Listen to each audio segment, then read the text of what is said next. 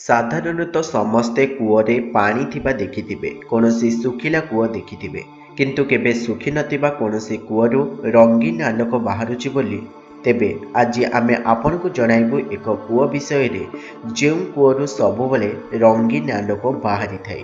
ଆମେ ଜାଣିଛୁ ଆପଣମାନେ ଆମ କଥାକୁ ବିଶ୍ୱାସ କରିପାରନ୍ତି ନାହିଁ, କିନ୍ତୁ ଏହା 1% ସତ ଘଟଣା ଅଟେ। ଏହି କୂଅ ବିଷୟରେ ଅଧିକ କିଛି ଜାଣିବା ପାଇଁ ଆଜିର ଭିଡ଼ିଓକୁ ଶେଷ ପର୍ଯ୍ୟନ୍ତ ଭଲ ଭାବରେ ଦେଖନ୍ତୁ।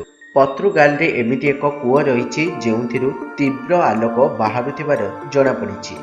ଏହି ରଶ୍ମିକୁ ଆମେ କୂଅ ବାହାରେ ରହି ମଧ୍ୟ ବହୁତ ସହଜରେ ଅନୁଭବ କରିପାରିବା। ଏହି କୂଅ ଭିତରୁ ପ୍ରବେଶ କରିବା ପାଇଁ କୌଣସି ବ୍ୟବସ୍ଥା ନଥିବାରୁ ଆଲୋକ ବାହାରିବାର ଏହି ରହସ୍ୟ କେବଳ ରହସ୍ୟ ହୋଇ ରହିଯାଇଛି। ଏବେ ସୁଦ୍ଧା ଏହି ରହସ୍ୟ ଉପରୁ ପର୍ଦ୍ଦା ଉଠିପାରିନାହିଁ।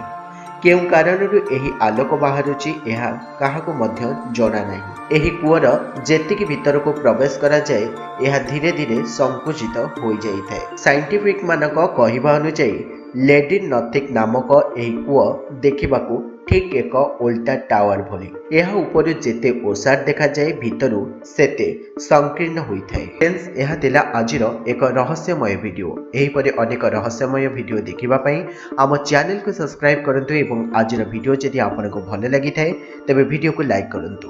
ରହୁଛି, ଧନ୍ୟବାଦ।